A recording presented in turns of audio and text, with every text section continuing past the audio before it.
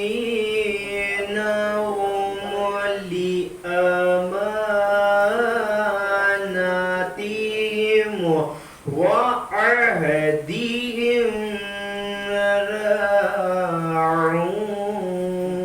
راعون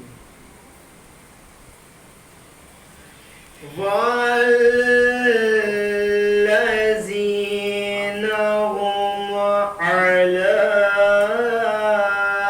صلواتهم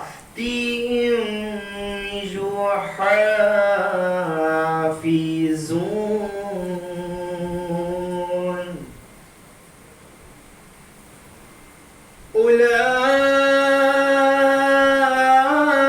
أولئك هم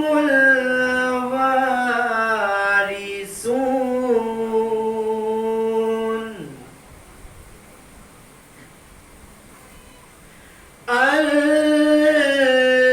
الذين يرثون الفردوس هم فيها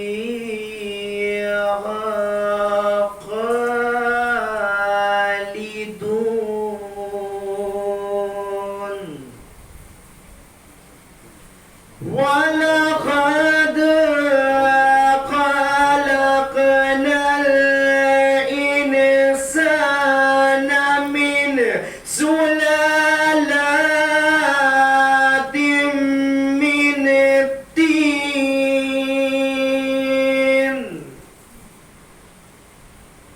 ثم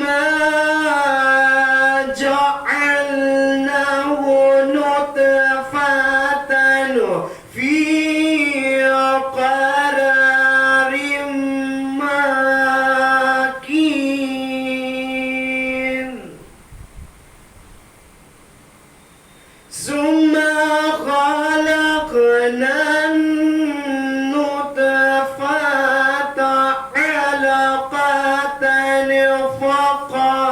فخلقنا العلقة مضغة فخلقنا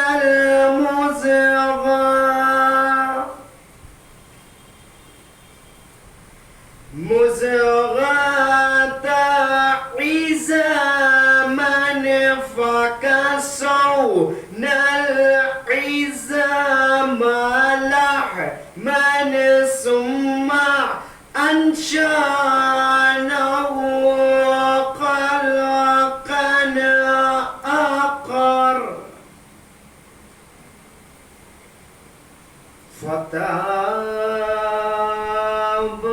فتبارك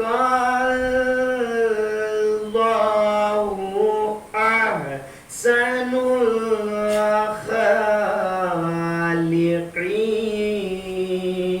الخالقين ثم إنكم بعد ذلك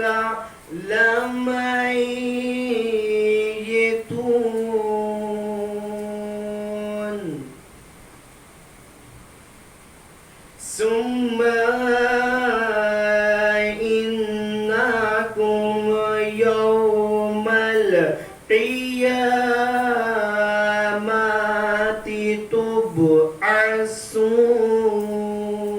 تبعثون ولقد خلقنا فوقكم سبع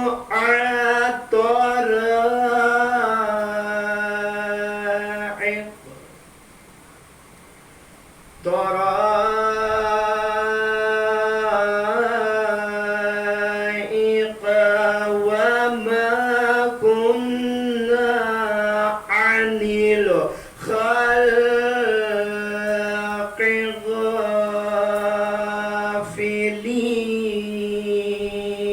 غافلين صدق الله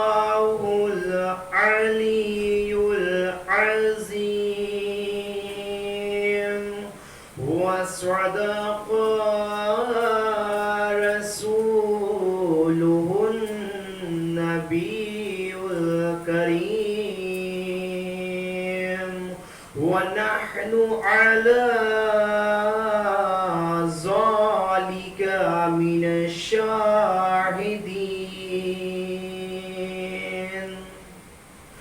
ربنا تقبل منا إنك أنت السميع العليم اللهم صل على محمد وآل محمد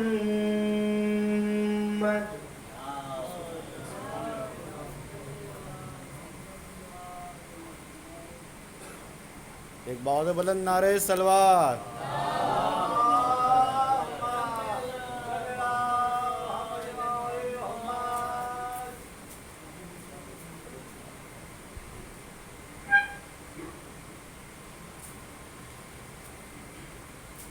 صلوات اور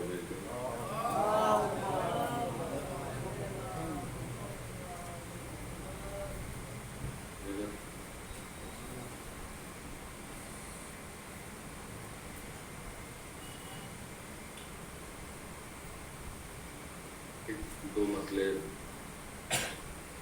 اور 3-4 شعر پیش کرتا ہوں.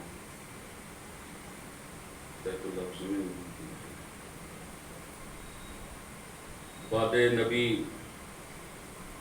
جنہوں نے بھلائے رضا کے نام، باد نبی جنہوں نے بھلائے رضا کے نام، قرآن میں وہ دیکھ نہ پائے رضا کے نام. باد نبی جنہوں نے بھلائے رضا کے نام، قرآن میں وہ دیکھ نہ پائے رضا کے نام. اور کوئی تو مصلحت تھی جو پروردگار نے، کوئی تو مصلحت تھی جو پروردگار نے سوروں میں آیتوں میں چھپائے رضا کے نام. کوئی تو مصلحت تھی جو پروردگار نے سوروں میں آیتوں میں چھپائے رضا کے نام.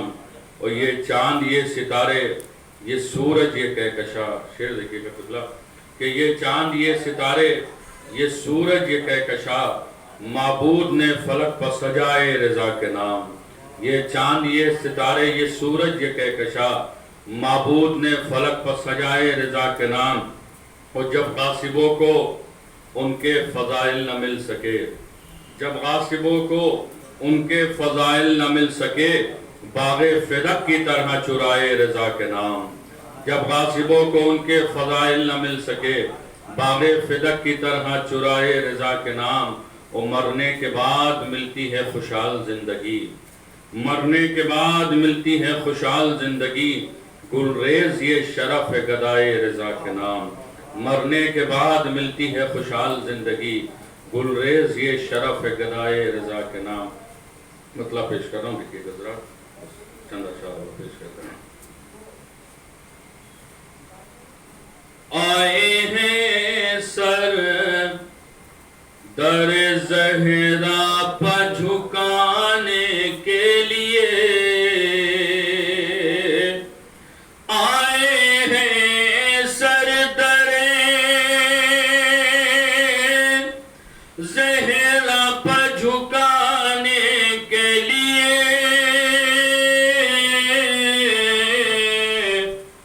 اپنی بگڑی ہوئی تقدیر بنانے کے لیے،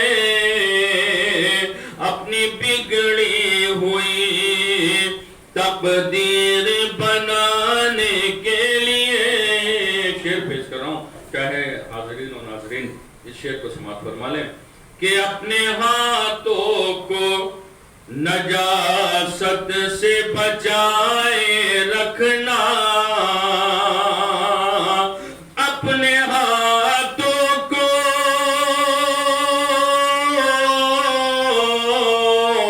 اپنے ہاتھوں کو نجاست سے بچائے رکھنا، پرچم حضرت عباس اٹھانے کے لیے، پرچم حضرت عباس اٹھانے کے لیے. شعر پیش کرواتا دیکھیے گا کہ جب بھی گہوارے بے شیر سجایا ہم نے، جب بھی گہوارے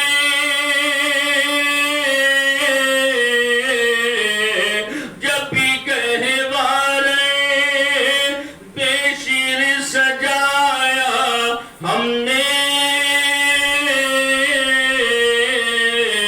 خلد سے آئے ملک پھول چڑھانے کے لیے، خلد سے آئے ملک پھول چڑھانے کے لیے۔ دو شعر آخری ہیں لیکن بڑے نایاب شعر ہیں جو آپ کی بارگاہ میں پیش کر رہا ہوں، دیکھیے گا کہ خلد سے آئے ملک پھول چڑھانے کے لیے، او ہرملا اپنی شجاعت پنا بناز کرو،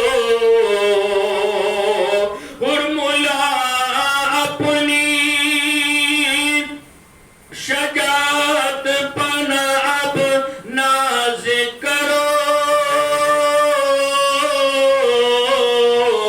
تجھ کو بے شیری ہی کافی ہے رلانے کے لیے، تجھ کو بے شیر ہی کافی ہے رلانے کے لیے۔ آخری شعر اور اس منقبت کا سب سے نایاب شعر پیش کرنا ہوں، دیکھیے گا بھائی، دیکھیے گا، تجھ کو بے شیر ہی کافی ہے رلانے کے لیے، اور رب نے ہر قوم میں پیدا کیا انسان کو مگر، رب نے ہر قوم میں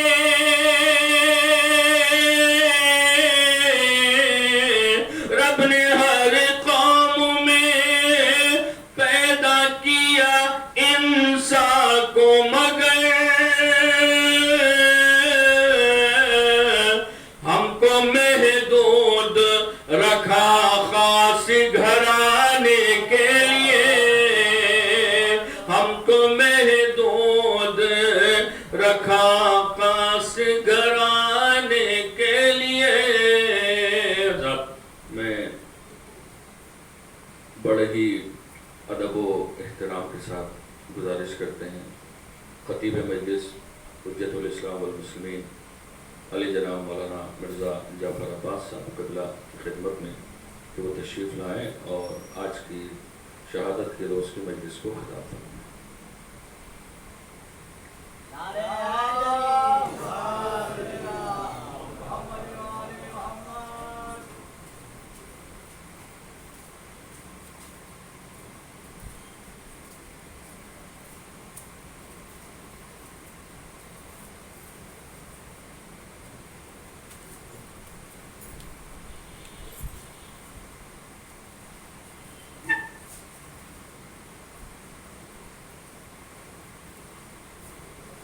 فاتحہ۔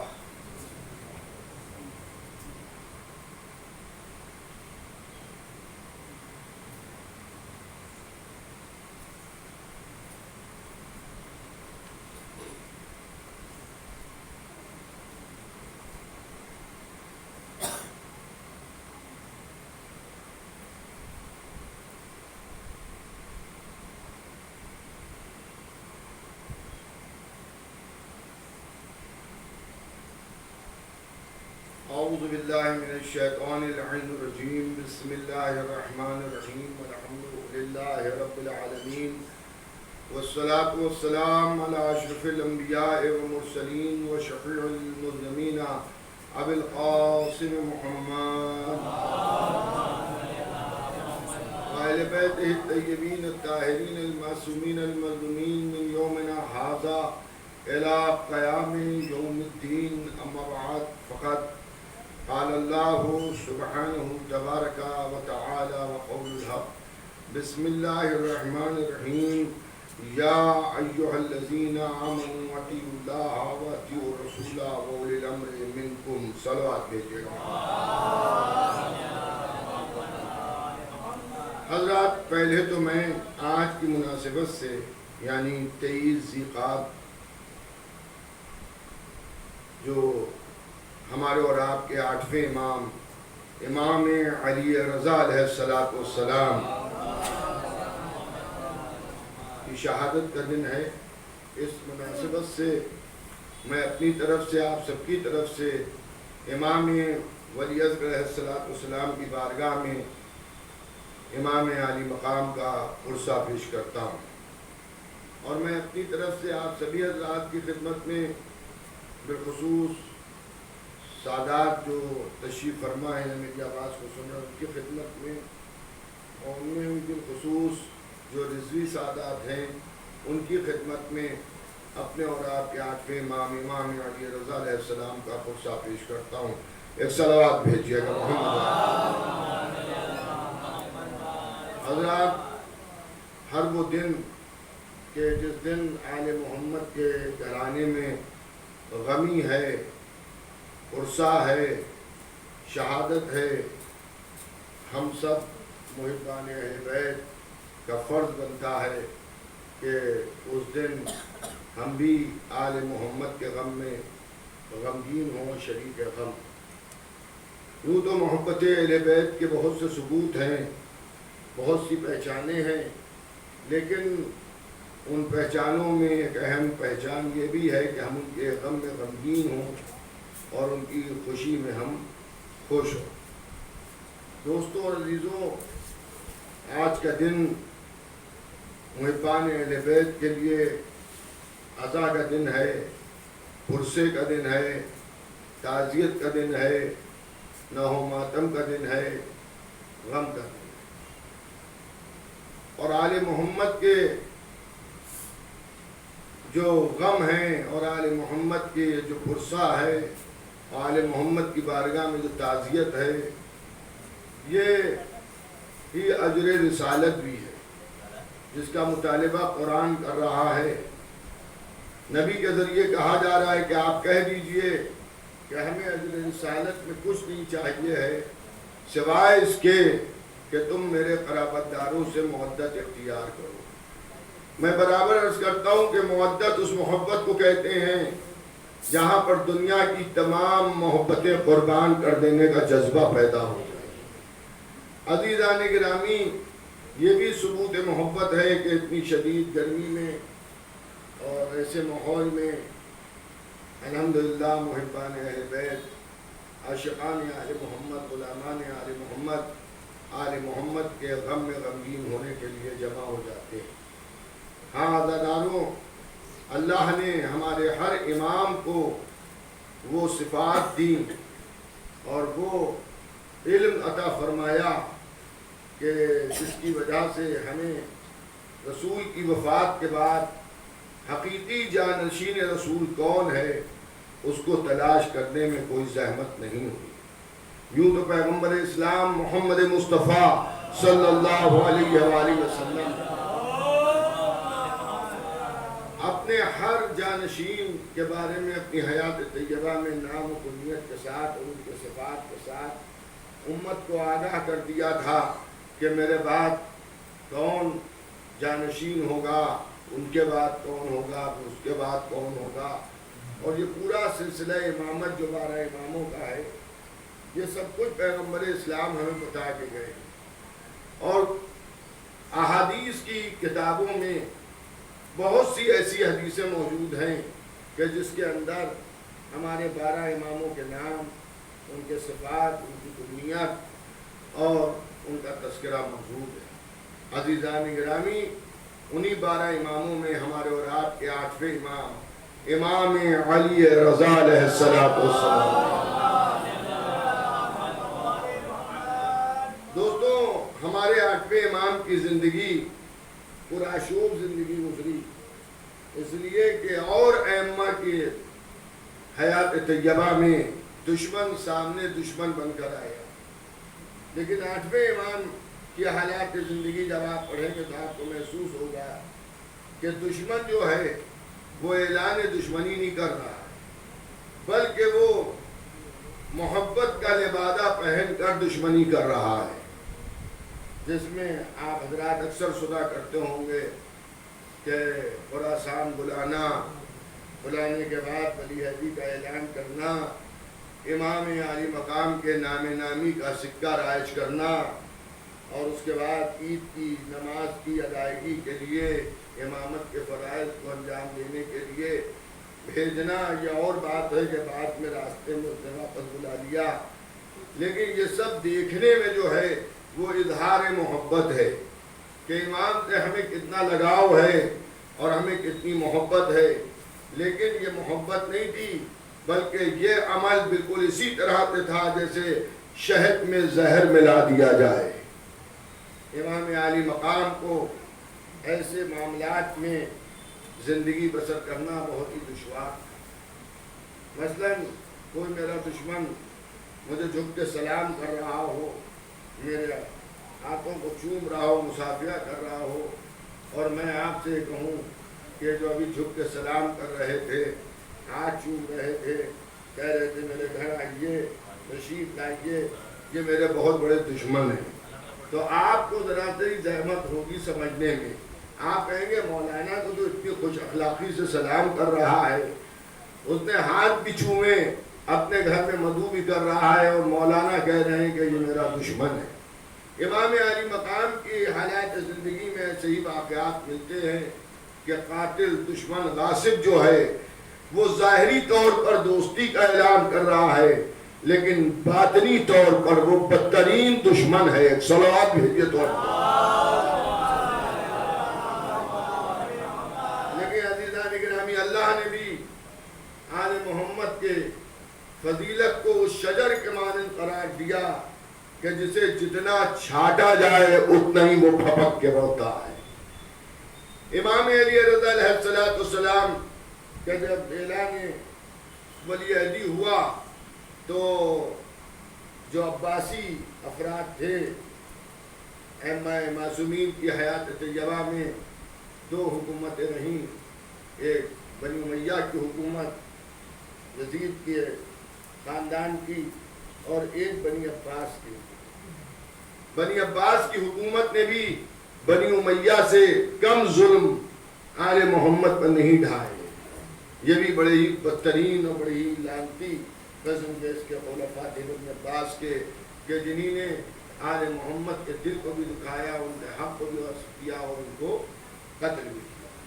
لیکن جب امام کی ولی عہدی کا اعلان ہوا، اتفاق کی بات یہ ہے کہ اس سال بارش نہیں ہوئی، آسمان سے پانی کے قطرات نہیں برسے، اور ظاہر ہے جب پانی نہیں برسا تو حالات بھی بڑے بدترین ہو گئے، اس لیے کہ انسان کی زندگی کے لیے ہر زمانے میں پانی کا وجود ضروری ہے، لیکن اس دور میں اگر پانی نہیں ہوتا تھا تو بہت سی دشواریوں کا سامنا لوگوں کو کرنا پڑتا، اس لیے کہ چارہ میں چارہ ختم ہو جاتا تھا تو جانور بھوکے مرنے لگتے تھے، یعنی گھاس پھوس ہریالی جو ہے وہ ختم ہوتی تھی تو جانور بھوکے مرنے لگتے تھے۔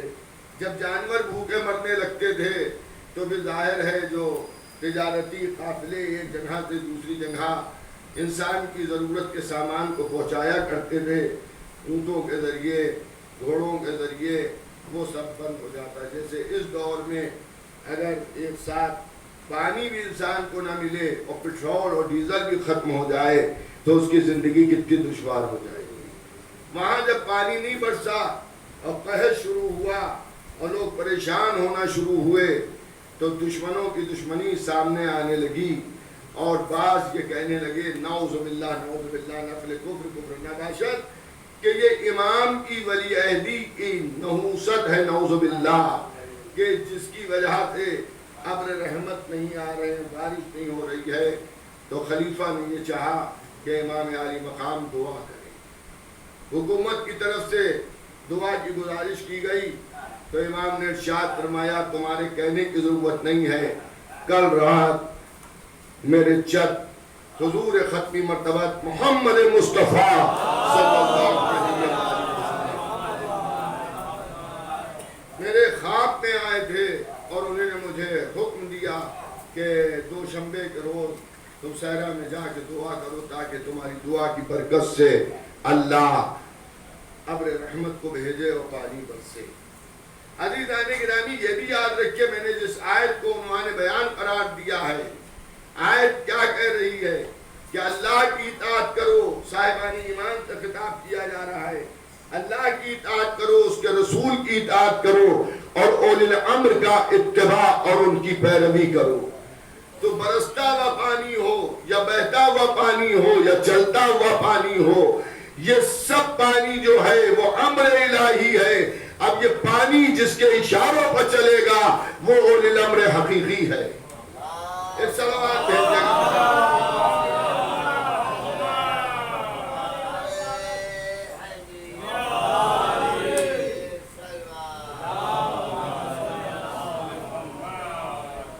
حضرت ایک اور اس سے بہتر صلوات بھیجیں۔ تو عزیزان گرامی، برادران ایمانی، محبان اہل بیت پیغمبر، عزاداران امام معصوم کربلا، برستا ہوا پانی، بہتا ہوا پانی، چلتا ہوا پانی، ٹھہرا ہوا پانی، یہ امر الہی ہے۔ اولی امر وہ ہے جس کے اشاروں پہ چلے۔ بارش نہیں ہو رہی ہے، حکومت ہے ظالم کے پاس، دنیا کی بنائی ہوئی، لیکن آل محمد کی حکومت ایسی ہے کہ بوریاں نشین ہیں، لیکن اگر ہاتھوں کو بلند کر دیں گے تو جھومتے ہوئے کالے بادل آ جائیں۔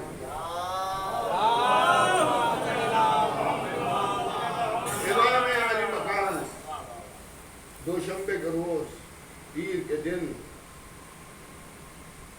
طلب بارہ کے لیے صحرا میں گئے۔ ظاہر ہے کہ جب امام عالی مقام چلے ہیں تو ان کے ساتھ بہت سے افراد بھی تھے، مجمع بھی تھا۔ امام عالی مقام نے آسمان کی طرف دیکھا، ایک بادل کی چھیڑ بھی آسمان پر کسی کو نظر نہیں آئی۔ سورج چمک رہا ہے، آسمان بالکل صاف ہے، لیکن جیسے فرزند رسول نے دعا کے لیے ہاتھوں کو بلند کیا، بس جیسے بلند کرنا تھا ویسے ہی کالے جھومتے ہوئے بادل آنے لگے۔ جب کالے جھومتے ہوئے بادل آئے تو مجمع میں اضطراب بڑھا کہ اب بارش ہونے والی ہے، اپنے اپنے گھروں کو ہم چلے جائیں۔ تو امام عالی مقام نے ارشاد فرمایا، گھبراؤ نہیں، یہ بارش یہاں کے لیے نہیں، فلاں مقام کے لیے آئی ہے۔ یہ یہاں بارش نہیں ہونا ہے، یہ فلاں علاقے میں بارش ہوگی۔ اچھا دیکھیں کہ انسانی فطرت میں ہے، اس وقت بھی آپ اتنی گرمی میں بیٹھے ہوئے ہیں اور پسینے میں نہائے ہوئے ہیں، جبکہ پنکھوں کا انتظام بھی ہے، سائے میں بھی آپ ہیں، لیکن ابھی اگر بارش ہونے لگے تو جو لوگ باہر بیٹھے ہوئے ہیں وہ فوراً سائے میں آئیں گے۔ اور یہی وجہ ہے کہ جب دنیا کی بنائی ہوئی دوسری خلافت میں ایک شخص کو سزا دی جانے والی ہے اور اس کا جرم صرف اتنا ہے کہ وہ یہ کہتا ہے کہ میں رحمت الہی سے فرار اختیار کرتا ہوں، تو خلیفہ نے کہا اسے کوڑے مارے جائیں۔ اتفاق کی بات ہے تو علی کا گزر ہوا تو اس نے کہا یا علی مجھے بچا لیجئے، مجھے انہی نے کوڑے مارنے کا حکم دیا ہے۔ مولا نے ان سے پوچھا اس کی خطا کیا ہے؟ کہ اس کی خطا یہ ہے کہ علی اعلان کہہ رہا ہے کہ میں رحمت الہی سے فرار اختیار کرتا ہوں۔ تو ادھر مولا نے ارشاد فرمایا کہ رحمت سے تو تو بھی بھاگتا ہے، رحمت سے تو تو بھی بھاگتا ہے۔ اس نے کہا یا علی آپ کیا فرما رہے ہیں کہ بارش رحمت الہی ہے یا نہیں ہے؟ جب بارش ہوتی ہے تو لوگ اس سے بھاگتے ہیں، بچتے ہیں۔ ایک اور صلوات بھیج دیجیے محمد علیہ۔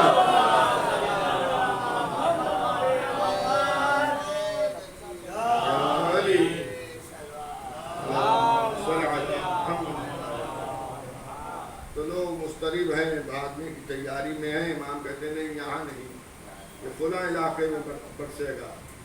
یہ 8ویں امام کی حیات طیبہ کا واقعہ ہے جن کی آج روز شہادت ہے۔ عزیزان گرامی، وہ بادل گزر گیا، پھر ایک کالا بادل آیا، پھر لوگوں میں اضطراب ہوا۔ امام نے ارشاد فرمایا کہ اب یہ بارش یہاں نہیں فلاں علاقے میں ہونے والی۔ پھر لوگوں کو سکون ہوا، پھر تیسرا بادل آیا۔ ایک ایک بادل آتا گیا، یہاں تک 9 بادل آئے، اور امام نے 9 بادلوں کے متعلق ارشاد فرمایا یہ فلاں علاقے میں برسے گا، یہ فلاں علاقے میں برسے گا، یہ فلاں علاقے میں برسے گا، اور بادل گئے اور جس علاقے کا امام نے نام لیا تھا اسی علاقے میں جا کے برسا۔ آخری بادل جب آیا ہے تو امام نے ارشاد فرمایا ہاں یہ تمہارے علاقے میں برسنے کے لیے آیا ہے۔ تو پھر لوگوں میں اضطراب ہوا، اور اب پھر لوگ یہ چاہ رہے ہیں کہ ہم اپنے اپنے گھروں کی طرف جائیں۔ تو امام کہتے ہیں گھبراؤ نہیں، اطمینان سے جانا، اطمینان سے جانا۔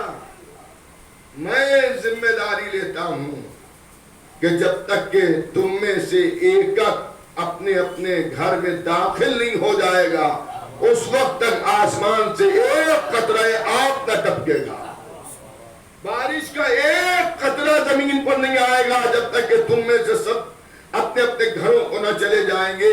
لوگ کہتے ہیں خدائے محمد کی قسم جیسا امام نے ارشاد فرمایا تھا ویسا ہی ہوا، جب ہم میں سے سب اپنے اپنے گھروں کو چلے گئے تب بارش ہوئی۔ ایک اور بلندر صلوات ہے۔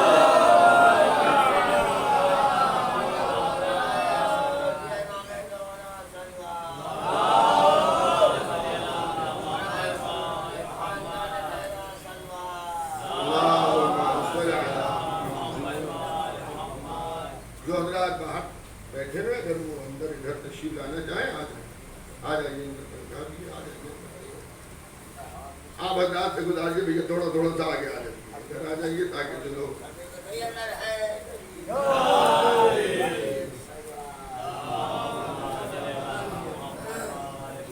تو حضرات اس وقت تک ایک قطرہ نہیں برسا جب تک کہ سب کے سب اپنے گھروں میں داخل ہو۔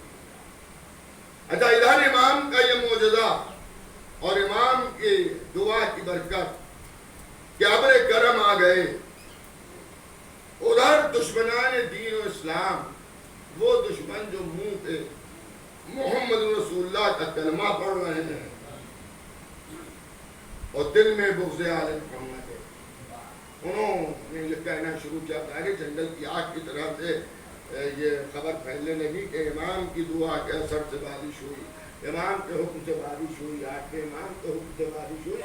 تو چلنے والے جب چلنے لگے تو انہوں نے کہا کہ تو اتفاق کی بات ہے، اتفاق تھا جو بارش ہو گئی۔ اچھا آپ یہ نہ سمجھیے کہ یہ پہلی بار کہا گیا ہے، یہ 8ویں علی کے لیے خالی نہیں کہا گیا، اس گھرانے کے ہر علی کا معجزہ دیکھ کر یہی کہا گیا کہ یہ اتفاق کی بات ہے۔ اگر آپ پہلے علی کو دیکھیں تو کعبے میں پیدا ہونا یہ کہتے اتفاق ہے، آغوش رسول میں آنا اتفاق ہے، زبان رسول کو چوسنا اتفاق ہے، بستر رسول پر لیٹنا اتفاق ہے، مہر نبوت پر جانا اتفاق کی بات یہ کہتے ہیں، خیبر کا علمدار ہونا، خندق کا کل ایمان ہونا، لا فتح کا ترانہ آنا، تمام فضیلتوں کو دیکھ کے یہ کہہ رہے ہیں علی کے اتفاق کی بات ہے۔ تو دشمنان اہل بیت اپنی تقدیروں کو پتھر سے پھوڑ ڈالیں کہ جن کے اتفاق ایسے ہیں ان کے اختیارات کیسے ہوں گے۔ ایک اور صلوات بھیجیے محمد۔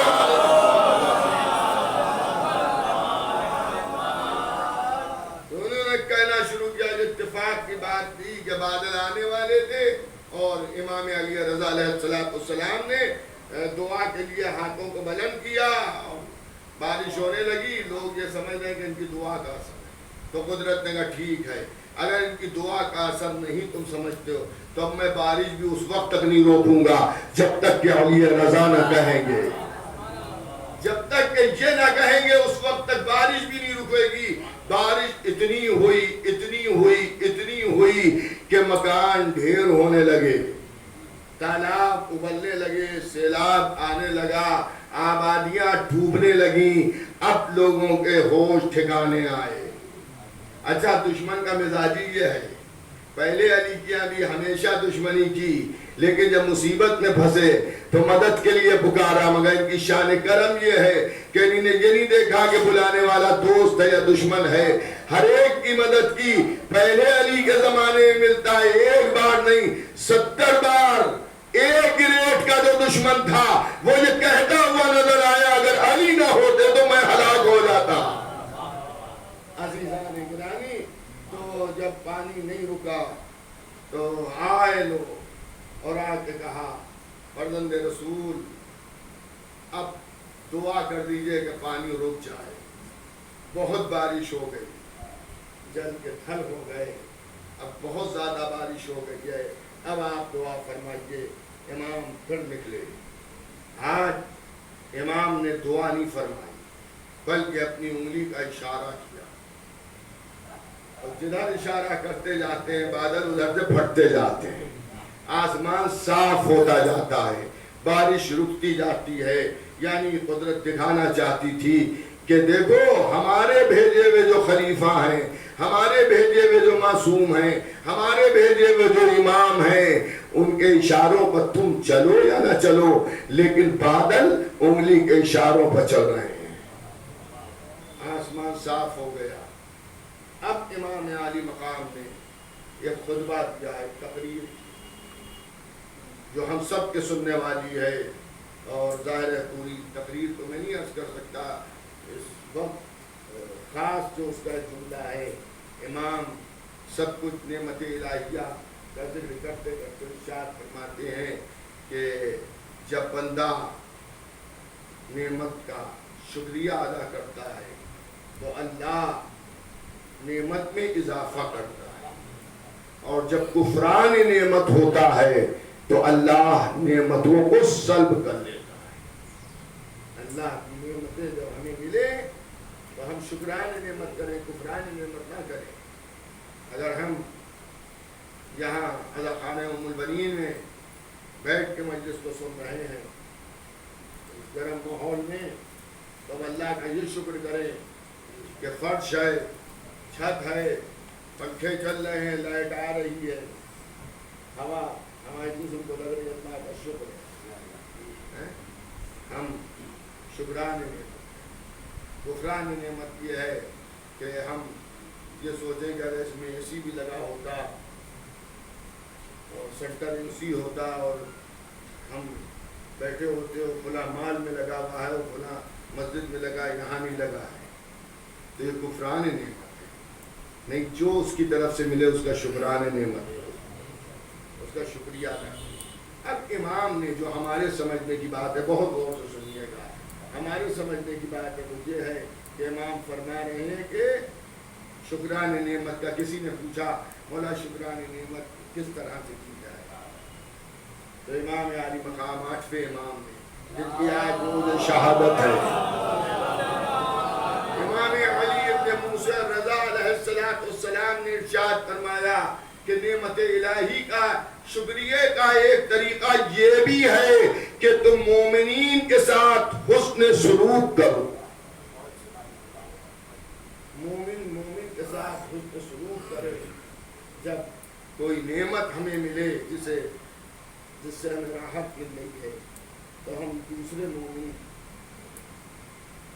کے ساتھ اچھا سلوک کریں، اس کی دلجوئی کریں. کچھ ہم نہیں کر سکتے، اس سے 4 باتیں ہی ایسی کر لیں کہ جس سے اس کا دل خوش ہو جائے. ایک اور صلوات بھیجیے گا.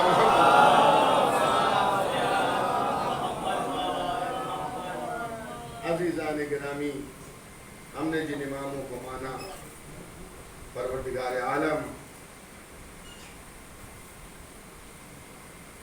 شکر ہے الحمدللہ رب العالمین کہ ایسے اماموں کی محبت ہمارے میں دل میں،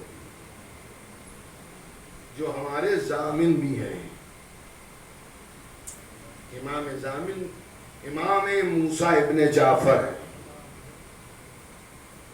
تفصیلی گفتگو ہے، اور یاد رکھیے ان کی قبر مطہر کی زیارت کا بھی بہت زیادہ ثواب ہے. 8ویں امام کی قبر مطہر کی زیارت کا بہت زیادہ ثواب ہے. کبھی موقع ملا تو آپ کی خدمت میں میں آپ کی خدمت میں عرض کر دوں گا کہ 8ویں امام کی قبر مطہر کی زیارت کا کتنا ثواب. عزیزان گرامی، 2 بھائی ہیں، ایک نیکوکار ہے اور ایک گناہ گار ہے. ان دونوں بھائیوں میں سے ایک بھائی کا انتقال ہوا، بس ربط مسائل کے لیے مجلس تمام ہو گئی. دونوں بھائیوں میں سے ایک بھائی کا انتقال ہوا جو دوسرے بھائی کے بنسبت گناہ گار تھا. جو انتقال ہوا اس نے ظاہر ہے کہ بھائی کو بھائی سے محبت ہوتی ہے، جیسا بھی بھائی ہو قدرتی محبت ہوتی ہے. اس نے یہ طے کیا کہ ہم اپنے بھائی کے جنازے کو مشرق لے جائیں جہاں اپنے امام کا روضہ ہے، اور اس نے اپنے بھائی کی میت کو سرزمین مشرق پر لے گیا، اور لے جانے کے بعد اس نے غسل کیا، کفن پہنایا اور نماز جنازہ وغیرہ ہوئی. اور اس کے بعد وہ حرم مطہر امام علی رضا میں لے گیا، اور لے جانے کے بعد اس نے امام علی رضا السلام کے روضے کو طواف کرایا، اور طواف کرنے کے بعد اسے دفنا دیا گیا. ایک دن اس کا بھائی جب مشرق میں تھا اسی دوران، تو اس نے سوچا کہ میرے بھائی نے اتنے گناہ کیے تھے اور ایسا تھا اس وقت کہاں ہے، عذاب میں مبتلا ہے، یا اللہ کو اس کا کوئی عمل پسند آ گیا جس کی اسے جزا ایسی دی ہو کہ جو اس کے گناہ معاف کر دیے جائیں. پوری توجہ سے سنیے عزیزان گرامی.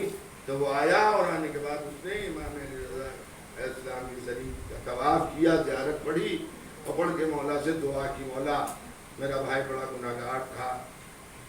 اب اس وقت اس عالم میں اس کا علم نہیں ہے، لیکن میں یہ چاہتا ہوں کہ آپ مجھے یہ بتائیں کہ وہ کس عالم میں ہے. رات آئی، اسے نیند آئی، سو گیا، تو اس نے خواب میں دیکھا کہ اس کا بھائی آیا. خواب میں اس کا مرا ہوا بھائی آیا، اور وہ یہ بیان کر رہا ہے کہ جب میرا انتقال ہوا تو میری گناہوں کی وجہ سے آگ نے میرے جسم کو چاروں طرف سے گھیر دیا. میرا جسم آگ سے جلنے لگا، جہاں تک مجھے صندوق میں رکھا گیا تو اس آگ نے اس صندوق کو بھی گھیر دیا، اور اس کا اثر میرے جسم پر ہو رہا. یہاں تک کہ غسل خانے جب میری میت کو تم لے گئے تو اب میں نے یہ سوچا کہ جب غسل کا پانی ڈالا جائے گا تو اس پانی سے یہ آگ بجھ جائے گی، لیکن جب غسل کا پانی مجھ پر ڈالا گیا تو اس پانی نے بھی پیٹرول کا کام کیا، یعنی اس میں بھی آگ لگ گئی. مجھے کفن پہنایا گیا، نماز وغیرہ ہوئی، لیکن وہ آگ میرے چاروں طرف لگی گئی. یہاں تک مجھے امام علی رضا کے حرم میں لے جایا گیا. جیسے میری میت، میرا صندوق امام علی رضا السلام کے حرم مطہر میں پہنچا، ویسے ہی وہ ساری آگ گزار ہو گئی، ٹھنڈی ہو گئی. اور پھر تم نے میرے تابوت کو، میرے صندوق کو جب طواف ذریعے مطہر کے لیے اندر لے گئے تو میں نے کیا دیکھا کہ امام علی رضا علیہ السلام تشریف فرما ہے. توجہ کیجیے گا، امام علی رضا علیہ السلام تشریف فرما. اور اتنی دیر میں نے دیکھا کہ ہجوم بھی لگا ہوا ہے، اور اس مجمع میں ایک بلند قد و قامت کا ایک شخص ہے جو یہ کہہ رہا ہے کہ تیرے گناہوں کے سبب تجھے جو آگ گھیرے تھی وہ ختم نہیں ہوئی ہے، وہ آگ موجود ہے، وہ تیرے انتظار میں ہے، لیکن یہ امام علی رضا کی بزم کا احترام ہے کہ یہاں پر تجھ سے عذاب کو اٹھایا گیا ہے، اس پر سے عذاب کو اٹھایا گیا ہے. تو یہ خواب میں کہتا ہے کہ میں نے اس بلند قامت والے بزرگ انسان سے پوچھا کہ پھر یہ بتائیے کہ کیا ہو سکتا ہے کہ یہ عذاب مجھ پر دوبارہ نہ آئے، مبتلا مصیبت میں نہ ہوں. تو بزرگوار نے ارشاد فرمایا کہ اگر تجھے عذاب سے محفوظ رہنا ہے تو اس کے لیے امام علی رضا کی شفاعت ضروری ہے۔ کیا ضروری ہے؟ آج کے امام کی شفاعت ضروری ہے کہ امام تمہاری شفاعت کر دیں۔ امام سے گزارش کرو، اسے کہو کہ امام مولا میری شفاعت فرمائیے، میرے اوپر سے عذاب کو اٹھوائیے۔ کہتا ہے کہ میں نے امام سے گزارش کی اور میں نے امام کو امام کی جدہ صدیقہ طاہرہ حضرت فاطمہ زہرا کا واسطہ دیا۔ بی بی زہرا کی خوشنودگی کے لیے بلندتر صلوات بھیج دیجیے۔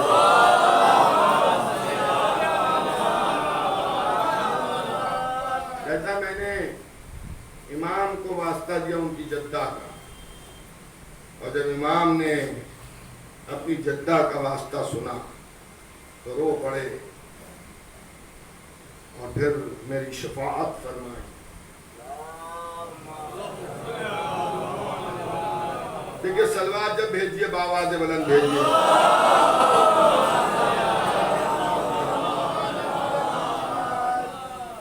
امام نے شفاعت فرمائی اور امام کی شفاعت کے بعد پھر وہ عذاب میرے اوپر سے اٹھ۔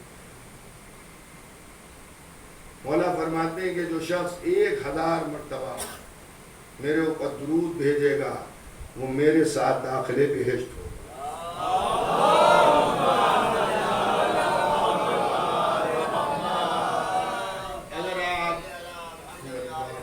اگر آپ اپنی مصروفیت کی وجہ سے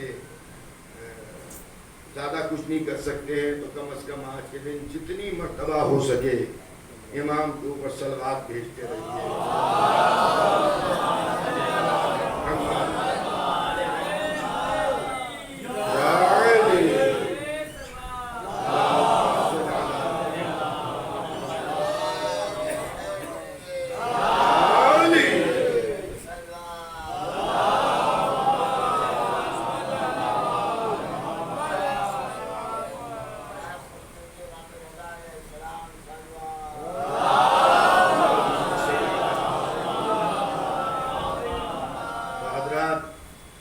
امام کے یہ ملتا ہے جو قبر مطہر کی زیارت کرتا ہے، امام کی ذریعہ مطہر کی زیارت کرتا ہے تو جب وہ مرتا ہے تو امام اس کی زیارت کے لیے تشریف لاتے ہیں، فرماتے ہیں کہ تو نے میری زیارت کی، میں تیری زیارت کے لیے آ گیا۔ اب ظاہر ہے کہ آج امام جس کی قبر کے سرانے آ جائیں، مرنے کے بعد سہارا ولایت آل محمدی کا ہے۔ دوستوں اسے بھی یاد رکھیے گا کہ امام نے امام حسین کی عزاداری کی بھی بڑی ترویج کی ہے۔ امام کی حدیث ہے کہ عزائے امام حسین میں کوتاہی و کمی نہ کرنا۔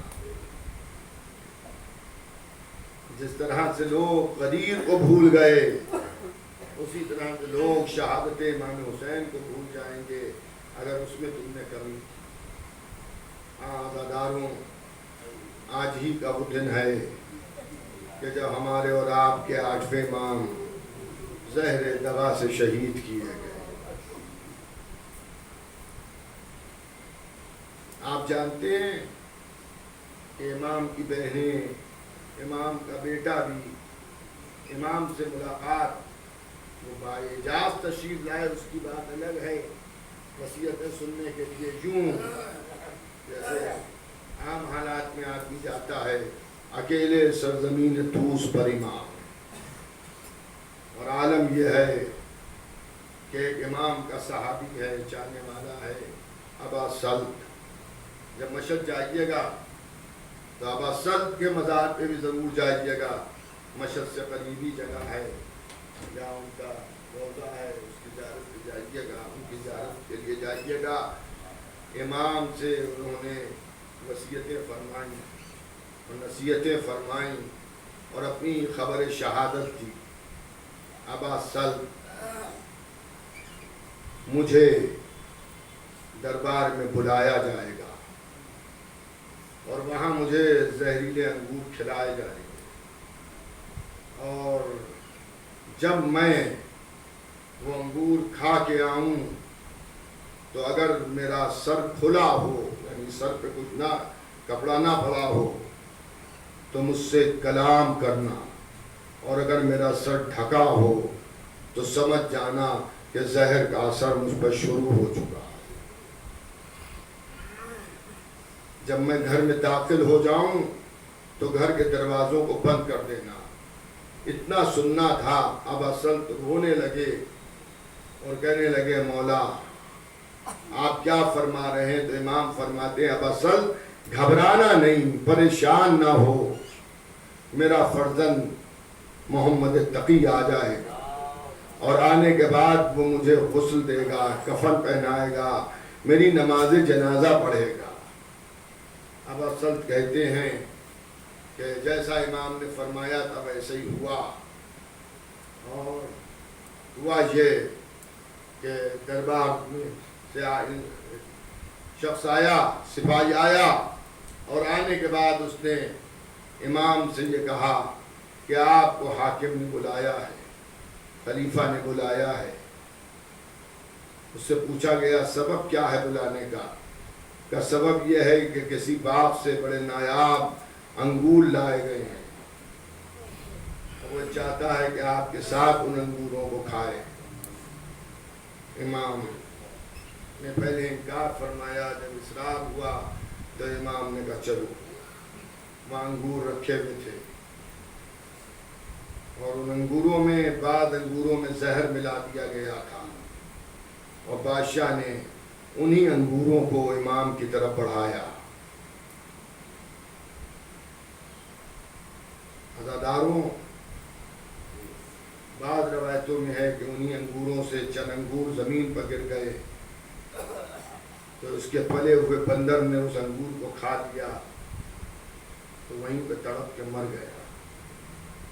بڑے زہر سے بجھے انگور امام نے جب نوش فرمائے تو اضطراب کے عالم میں اٹھے اور جانے لگے، تو یہ ملعون کہتا ہے کہ کہاں تشریف لیے جا رہے ہیں؟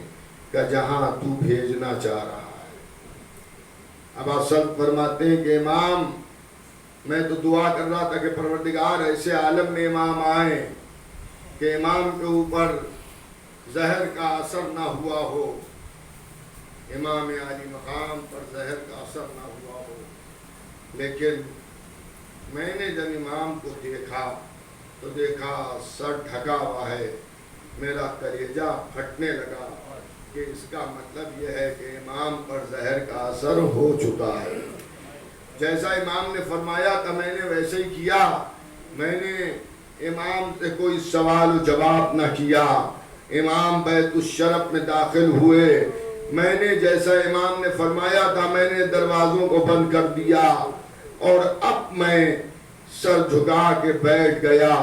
امام حجرے میں تشریف لے گئے، حجرے کا دروازہ بھی بند ہو گیا، لیکن ایک مرتبہ میں نے مڑ کے جو دیکھا تو پورا گھر نور سے منور تھا، اور ایک کم سن 5-6 سال کا شہزادہ جو تھا، کم سن شہزادے کو میں نے دیکھا جو سہن خانہ میں کھڑا ہے اور کہہ رہا ہے کہ ابا سلط میں آ گیا، میں گھبرا گیا کہ پورا گھر بند ہے، یہ صاحبزادے کیسے گھر کے اندر آ گئے؟ تو میں نے پوچھا صاحبزادے گھر کے دروازے بند ہیں، آپ گھر کے اندر کیسے آئے؟ کہا جس اللہ نے مدینے سے یہاں تک مجھے لایا اس نے گھر کے اندر بھی مجھے پہنچا دیا۔ پھر ایک مرتبہ حجرے کی طرف وہ صاحبزادے اب جو بڑھے تو حجرے کے دروازے کھل گئے، وہ صاحبزادے حجرے کے اندر گئے، اور جانے کے بعد دروازے پھر بند ہو گئے۔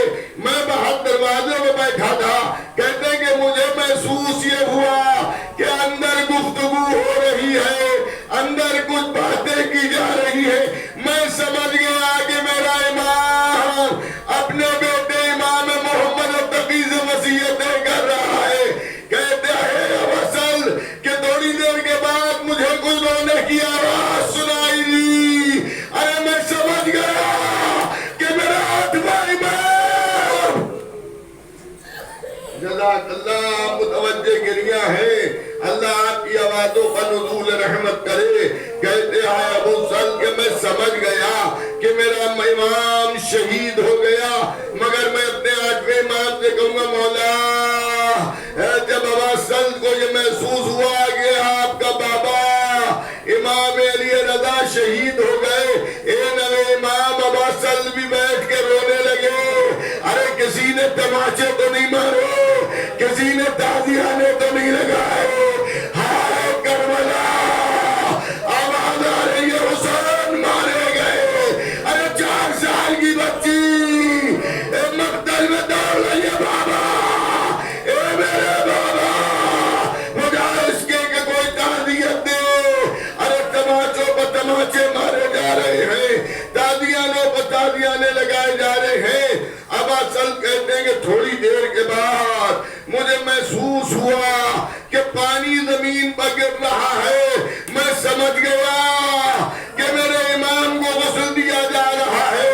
پھر تھوڑی دیر کے بعد مجھے محسوس ہوا کہ کپڑا پھاڑا جا رہا ہے.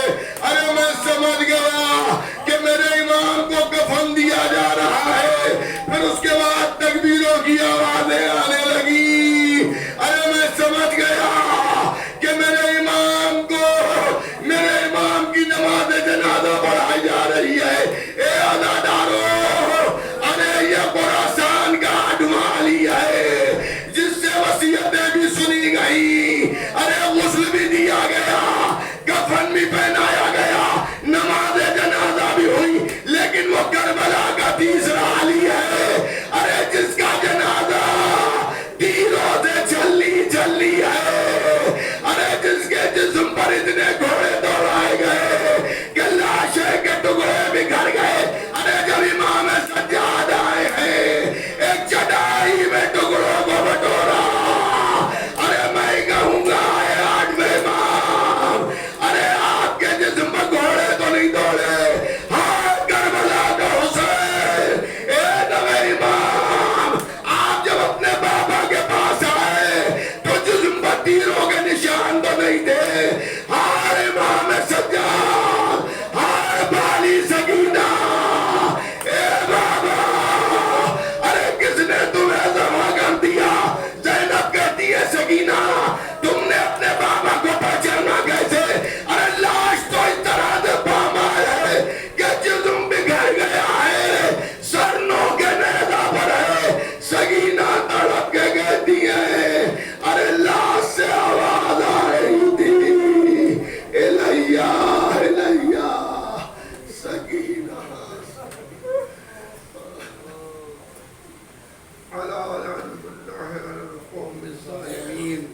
سيعلم الذين ظلموا أيام منقلب ينقلبون إنا لله وإنا إليه راجعون.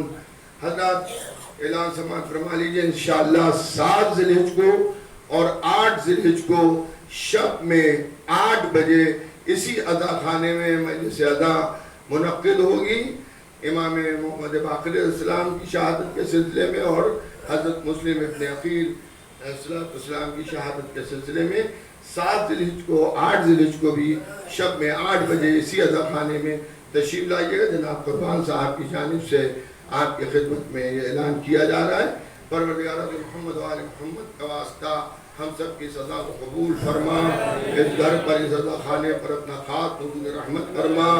جو وبا دنیا میں چل رہی ہے یا جو چلنے والی ہے اس سب سے جملہ محبان اہل بیت شیعان حیدر کرار حسین مظلوم کے ماتمدار حضرات کی حفاظت فرما. پروردگارات محمد و آل محمد کا واسطہ محبان اہل بیت میں جو لوگ بے روزگار ہیں انہیں حلال و طیب روزی عنایت فرما. جو مقروض ہیں ان کے قرضوں کی ادائیگی کا بندوبست فرما. جو بیمار ہیں انہیں صحت کاملہ عنایت فرما. محمد و آل محمد کے سب میری والدہ کے حق میں دعا کیجیے گا کہ اللہ انہیں بھی صحت کاملہ عنایت فرمائے اور پروردگار عالم جناب قربان صاحب کو بھی صحت و سلام کی زندگی اور طول عمر عطا فرمائے اور جنت البقیع جنت المعلا کے جلد روز تعمیر ہو جائیں.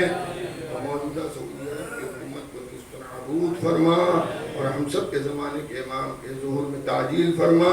حضرات میں پھر سے اپنی طرف سے آپ سب کی طرف سے امام ولی علیہ السلام کی بارگاہ میں امام علی رضا علیہ السلام کا پرسہ پیش کرتا ہوں.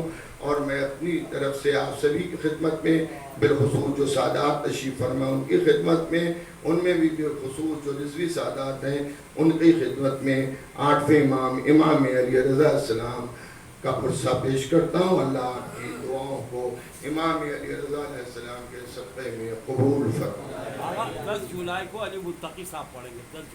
10 جولائی کو بھی شب میں 8 بجے مجلس اذان 10 جولائی کو بھی یہاں منعقد ہوگی، جسے خطیب اہل بیت عالی نام مولانا علی متقی زہری صاحب خطاب فرمائیں گے. آپ حضرات سے اس میں بھی شرکت کی گزارش ہے. 10 جولائی کو شب میں 8 بجے. یا حسین یا حسین یا حسین یا حسین یا حسین یا حسین یا حسین یا حسین یا حسین یا حسین یا حسین.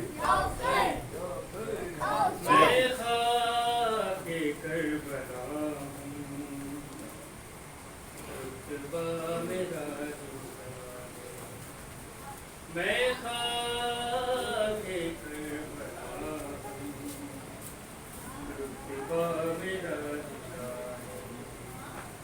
بنت علی نے مجھ کو چادر بنا لیا ہے. میں خاک کربلا ہوں، رتبہ میرا جدا ہے.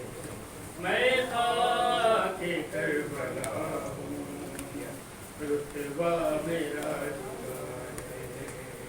بنت علی نے مجھ کو چادر بنا لیا ہے. میں خاک کربلا ہوں، رتبہ میرا جدا ہے. میں خاک کربلا ہوں، رتبہ کرتے ہیں رشک مجھ پہ کوثر کے بھی کنارے. زینب کے سر پہ میں نے 2 سال ہیں گزارے. میرا ہر ایک ذرہ ہر ظلم کا گواہ ہے. میں خاک کربلا میرا جدا ہے. میں خاک کربلا اکبر جوان قاسم غازی سے چاند تارے. زین اللبان میری آغوش میں اتارے. یعنی لہو نبی کا مجھ میں ملا ہوا ہے. میں خاک کربلا ہوں، رتبہ میرا جدا ہے. میں خاک کربلا ہوں، رتبہ میرا جدا ہے. روتی ہوں یاد کر کے وہ بے کسی کا منظر. مولا چھپا رہے تھے مجھ میں وہ لاش اصغر. اس دن سے آج تک نہ مجھ کو سکون ملا ہے. میں خاک کربلا ہوں، رتبہ میرا جدا ہے. میں خاک کربلا ہوں، رتبہ میرا. شہدائے کربلا کے زخموں کو میں نے چوما. زہرا کی بیٹیوں کے قدموں کو میں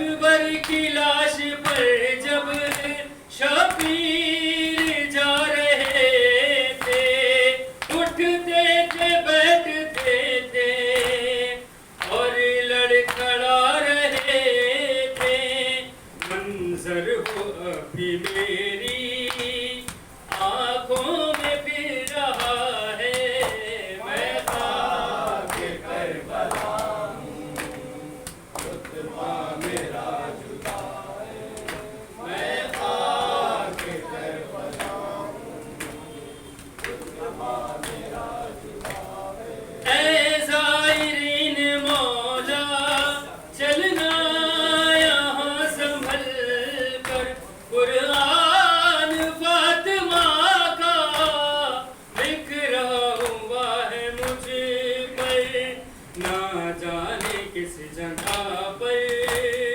کس کا لہو گرا ہے میں خاک کربلا ہوں رتبہ میرا جدا ہے میں خاک کربلا ہوں رتبہ میرا جدا تو پھر تو بھی کر لے آلے ابا کا ماتم جو شام میں گئی تھی اس بے ردا کا ماتم ممنون ماتمی کی مخدومہ فاطمہ ہے میں خاک کربلا ہوں رتبہ میرا جدا ہے میں خاک کربلا ہوں رتبہ میرا جدا بنت علی نے مجھ کو چادر بنا لیا ہے میں خاک کربلا ہوں رتبہ میرا جدا ہے میں خاک کربلا ہوں رتبہ میرا جدا ہے یا حسین یا حسین یا حسین یا حسین السلام علیکم ورحمۃ اللہ، السلام علیکم رسول اللہ صلی اللہ علیہ وسلم.